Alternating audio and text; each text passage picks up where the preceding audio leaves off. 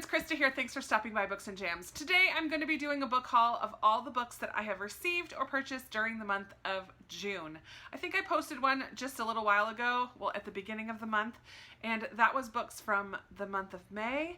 But then a library book sale happened. Someone on Instagram told me about it. I didn't even know about it, and it was a huge warehouse fill-a-bag for $5. So the majority of these came from that library book sale. I filled my bag to the brim, to overflowing.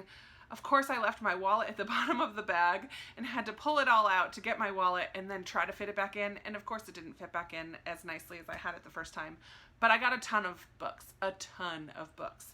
And then today, kind of on a whim, I went to Second and Charles, which is our used bookstore near here that exchanges books. You can bring in books that you no longer want and they'll give you store credit or cash for them. Of course, I got the store credit. I had a yard sale or a flea market table last weekend and didn't sell any of my books, and so I just took all the books from there as well as a bunch of CDs that they accepted as well and got $22 worth of credit. Of course, I got a little bit more than $22, but I think I ended up only spending $4 on this whole bag of books. So let me just jump right in. A lot of these I don't know very much about. This bag from Second and Charles I do know a little bit more about because my new plan when I go into Second and Charles is to go through my want to read list on Goodreads and specifically look for books that I have previously decided I want to read. It's great. It prevents me from meandering through the shelves and picking up a lot of books that I don't know much about. So all of these I know something about and am very excited to read. Well done to me. They're all books that I'm interested in, a couple middle grade and a couple other things, but let me just start with those ones. So I did pick up The Dry by Jane Harper. I am very interested in reading this book. It is a thriller, takes place in Australia, and I feel like summer is the perfect time to read this. I'm potentially going to read this with my Goodreads read-along group, but maybe not. I don't know. Let me know if this is something you're interested in reading. Maybe I can make like a smaller group on Voxer or something, but maybe August I'm thinking about this, or September. The next book is from Louise Penny. It's The Cruelest Month. I have been collecting Louise Penny's book. This is actually book 3, and it's the book that I'm currently ready to read. It's going to go right up here on my sequels shelf. This is not quite cozy, but kind of cozy mystery. It's not like a cheesy cozy mystery, sorry for cozy mystery lovers, but it's not like based around food or anything, but all of the murders in this series happen in this town of Three Pines. The inspector Armand Gamache is this French-Canadian wonderful man who solves all of the cases in each of the books. You really get to know the characters, the people who live in this town of Three Pines. I've loved the first 2 books, which were Still Life and A Fatal Grace, and so I'm really excited to continue on with The Cruelest Month. I also picked up a historical fiction, Next Year in Havana by Chanel Clayton. This was only $3.50. Free. It was free. What am I talking about? This is a historical fiction that takes place in Cuba. It was very popular, I think 2 years ago when it first came out. There is now a sequel, but I obviously need to read the first one before reading the sequel, and I'm very excited that I found it. I have already read this book, Longborn by Joe Baker. I listened to the audiobook before BookTube days, but I do love this book, and I have a Jane Austen inspired shelf, and so I thought it would be fun. This is a Pride and Prejudice retelling, but you hear about the events of the story from the perspective of the household staff. And so you also get the drama that's going on within the household staff as well. I really enjoyed that. Another Jane Austen inspired book is called The Jane Austen Project by Kathleen A. Flynn. This came out in 2017. I've been seeing it in Barnes & Noble and things like that, and it always strikes my fancy. This is about 2 modern day, I don't know if they're journalists or something, researchers, who end up going back in time to try to save a lost Jane Austen manuscript. And maybe her life is in danger a little bit too. So involves time travel, so a little bit science fiction, but also revolving around Jane Austen, which always draws me in. This is a book that was recommended to me by one of you guys at the beginning of the year, 1000 White Women, The Journals of May Dodd by Jim Fergus. And this is a gorgeous edition. I was really excited about this one because they had another copy that wasn't in great condition that was like priced at $7 something, and then this one, which is brand spanking new, was only $3.75. Yay, for a good deal. This is a historical fiction about the American West in the 1800s, 1875, about a woman who marries the chief of the Cheyenne Nation. So yeah, it should be really good, and it's going right onto my TBR cart because one of you guys did recommend that I read this, so I'm looking forward to that. It does sound like something that I would love. I heard Matthew Sharapa do a review of this book. This is a middle grade book, The Care and Feeding of a Pet Black Hole by Michelle Cuevas, and I don't normally watch reviews, single book reviews, unless it's about a book that I have recently read or something along those lines, but because it was middle grade and I love middle grade, I did watch his review, and this has to do a lot with grief, and I love books about grief, in particular middle grade books which deal with grief. So after hearing his review, I immediately added that book to my want to read list, and I was glad to find it. And then another middle grade book that was a Newbery Honor winner, and it has been on my TBR for the last 2 middle grade Marches, but I haven't gotten to it, so I figure if I purchase the book, maybe I'll pick it up another time during the year instead of March. But this is Where the Mountain Meets the Moon by Grace Lin. I've heard so much good about this. It involves Chinese folklore and a young girl and her grandfather, and I just am very excited to read it, but haven't done it in March. But now I own it, and yeah, it was only $2.75. Free. That's the last one from Second and Charles. Let me now quickly go through the 3 books that I was sent by the Fiction Guild this month. The first of those is a sequel to one that I did read last year, and that's Castle on the Rise by Christy Cambron. I did read The Lost Castle by her. I didn't love The Lost Castle. I think I gave it 3 stars, but I do like Christy Cambron, and I'm totally willing and interested in reading the sequel to that. This takes place in 1916 in Ireland. It involves a storied castle, a band of rebels, a nation chasing a centuries-old dream of freedom, and 3 women who rise above it all. And this is Christian fiction, as is this one, which has a gorgeous cover. I love the pink on that. This is The Secrets of Paper and Ink by Lindsay Harrell. I don't need to read more than this little blurb at the top. It says, brought together by a charming bookstore in England, 3 women fight to defy expectations, dream new dreams, and welcome love into their lives. I feel like this is going to be a contemporary set around a bookstore setting. Sounds good to me. And then we have Melanie Dickerson, who is a YA retelling author. She writes a lot of books that are different retellings of fairy tales and other stories, and this one, The Warrior Maiden, is a retelling of Mulan. I am not caught up on Melanie Dickerson's books, and often they are part of a series even though they retell different stories, so I definitely am interested in reading this, but need to go back to the beginning of whatever series this one is a part of first. Moving on now to the books that I filled in a bag for $5. I will start with the Christian fiction ones, since that pile was all Christian fiction as well, and I know nothing I know nothing about most of these.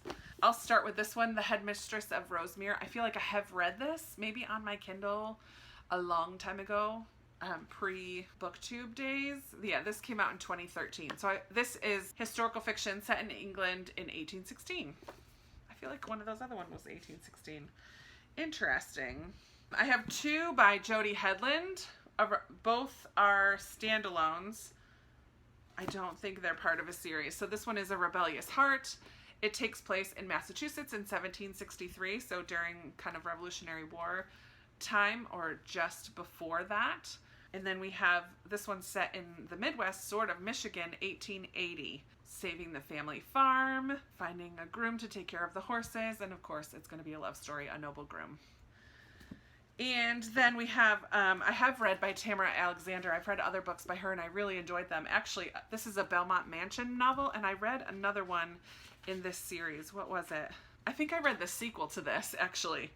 This is the first one in the Belmont Mansion. I'll have to go look on my shelves to see what the second one was that I read. But this is by Tamara Alexander, A Lasting Impression. It takes place in Nashville's Belmont Mansion, a sweeping love story about a nation mending after war, the redemption of those wounded, and the courage of a man and woman to see themselves and each other for who they truly are. I'll probably enjoy it because I really liked the other one in that series. This is called The Evening Chorus by Helen Humphreys. So in this one, a German gets taken as a prisoner of war, and his wife and sister kind of live together. Both of them left stranded but because of his being taken, and have secrets of their own and things like that.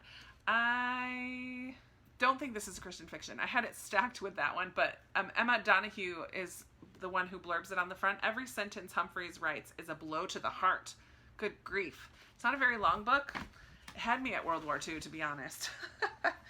We're still going strong here. I have 2 more middle grades that I picked up from that library sale. I have Mrs. Frisbee and the Rats of Nim. This was a medal winner in the 70s. I think maybe 1976, when it's the year I was born. So that is pretty cool. I'm planning on reading all the Newberys at some point. And another Newbery medal winner is Kira Kira.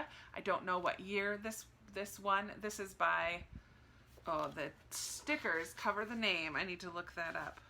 Cynthia Kadohata. This is about a Japanese American family who moved from Iowa, a Japanese community in Iowa, to the deep south of Georgia, and just about being kind of feeling out of place there, and what that experience is like for them. Sounds like it'll be really good.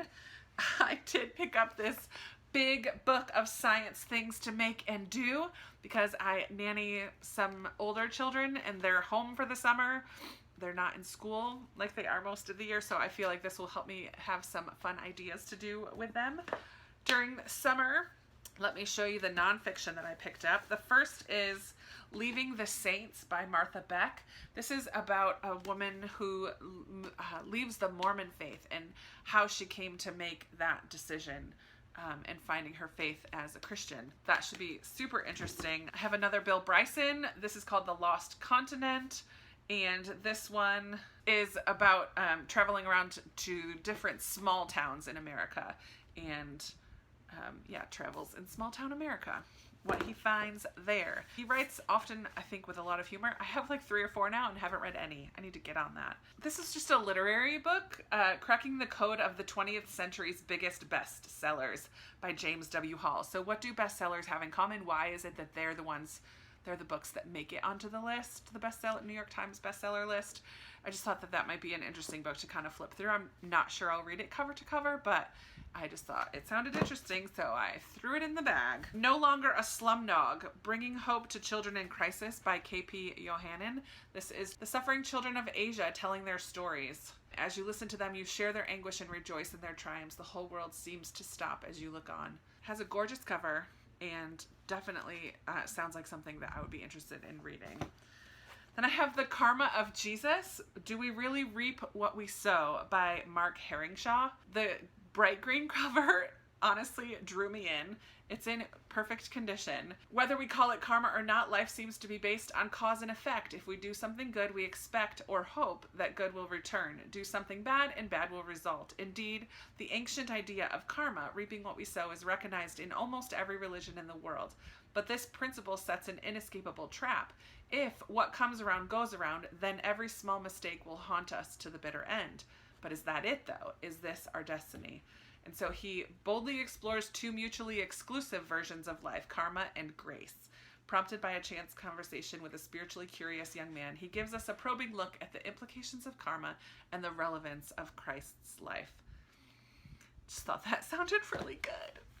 And the final nonfiction that I picked up is The Tao of Pooh, which, again, the cover and the title just drew me in. This is by Benjamin Hoff, who also wrote The Tea of Piglet. In this, it is revealed that one of the world's greatest Taoist masters isn't Chinese or a venerable philosopher, but is in fact none other than the effortlessly calm, still, reflective bear. A.A. Milne's Winnie the Pooh. I thought it sounded interesting. Okay. I have a stack here. Oh, this is getting really long. I should have probably split this up into 2 videos, but I'm just going to plow on through. So sorry if this is a little long. Pause, go get a snack, come back. We're still going.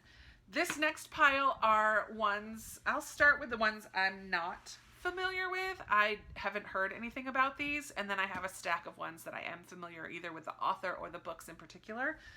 But this one is The Man Who Loved Jane Austen by Sally Smith O'Rourke, and this is not the most beautiful cover. However, this is about if Mr. Darcy was a real person and saw himself in Jane's writing and actually falls in love with the real Jane Austen. Just a fun twist on Pride and Prejudice and a Jane Austen retelling.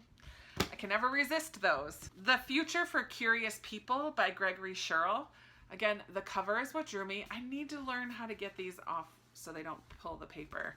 This one reminds me of a book I've been seeing a lot called The One by John Mars, I think. And also the movie I watched on Netflix ages ago called Timer, where what if you could know your romantic future? What if an envisionist could enter the name of your prospective mate into a computer that would show you a film of your future life together?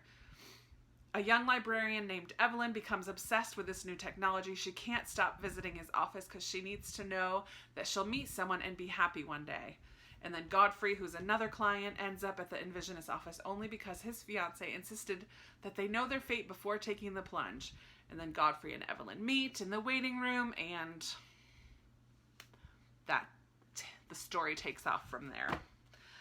Sounded like just a fun kind of contemporary, futuristic, somewhat romance. We have here White Noise by Don DeLillo, and now that I think about it, I feel like I've heard of this one before. I loved this combination. The little blurb on the back says, one of DeLillo's funniest novels to date, eerie, brilliant, and touching. This takes place at a liberal arts college in Middle America. I guess we follow this family, including a professor of Hitler studies, and this lethal black chemical cloud floats over their lives. It's an airborne toxic event. It's a more urgent and visible version of the white noise engulfing the Gladney family. Radio transmissions, sirens, microwaves, ultrasonic appliances, and TV murmurings, pulsing with life, yet heralding the danger of death. I don't know about this one, but it intrigued me enough to throw it in my bag since all of these were only $5. Here we have a typical historical fiction cover, Villa America by Lisa Klausman. This one takes place in the 1920s, and we follow a married couple, Sarah and Gerald, who set out to create this beautiful world for each other. They moved to the Antipodes, where they kind of set up a resort place for a group of writers and authors such as Hemingway, Picasso, Zelda and Scott Fitzgerald, and they all become kind of deeply entwined in each other's lives, and then a tragic accident happens, and we just follow the group from there. Sounded like something I would enjoy. The final one that's unfamiliar to me is Baking Cakes in Kigali by Gail Parkin. And this one takes place in Rwanda. And I just grabbed it. Number one, it's pretty short. Number two, it's about food and takes place in an African country that I don't think I've ever read from before. So all of those combined means I needed to read it. We do follow this woman named Angel, who's a pillar of her community, a mother, a cake baker, and a keeper of secrets. Her kitchen is an oasis in the heart of Rwanda. People stop in to order cakes and end up sharing their stories. So I feel like we're just going to kind of get a conglomeration of people's lives and stories all based around this woman named Angel who runs this bake shop. This final stack is ones that I am familiar with, and one I've actually read before, so that's good. Yay for me. The one that I have read before is Sea Prayer by Khalid Hosseini. This is a very short, somewhat, it's a poem with some gorgeous watercolor paintings. It's about a father talking to his son as they're fleeing from Syria. It's beautifully written. It's very short, but it's just a gorgeous book, and I'm glad that I found it and threw it in my bag. I have another of the Maisie Dobbs series. This is The Mapping of Love and Death by Jacqueline Winspear. I still need to read book 1. I'm not sure which number this one is. 1, 2, 3, 4, 5, 6.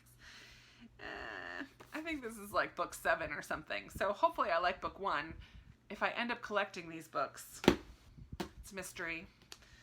I have Zadie Smith on Beauty. This one takes place in America, outside of Boston. I don't really know much about it. Please let me know if you have read that and if you think it's something that I will enjoy. I have The Room on Rue Amélie by Kristen Harmel. This is another one that was recommended to me by one of you guys. It's a World War II historical fiction set in Paris. So I feel like I'm going to love this one. It's going right on my recommendations TBR cart. 2 more. I picked up The Lowland by Jhumpa Lahiri. Again, I don't know anything about it, but I recently purchased The Namesake by Lahiri and am very interested in reading something by her. And I'm not sure, it's a family saga steeped in history, set in the 1960s, from India to America, across generations. I just feel like this is going to be really good. I think I'm going to enjoy reading Jhumpa Lahiri books. And then finally I have The Lying Game by Ruth Ware. I need to take off this plastic library cover on it, but this might already be on my shelves. This is a mystery as well. I did not love The Woman in Cabin 10 by her, but I am willing and eager to try something else from her as well. That's a lot of books. But really, I spent $5 at the library sale, $4 at Second and Charles. All of that for under $10. That's pretty stinking amazing. Let's chat in the comments below. Let me know if you've read any of these books, if you think I should immediately pass them on or read them sooner rather than later, if you have any questions about any of them, or if you just want to chat about anything else. You guys know I love chatting with you down in the comments. Be sure to give this video a big thumbs up, subscribe if you haven't already, and I will be talking to you in another video very soon. Bye.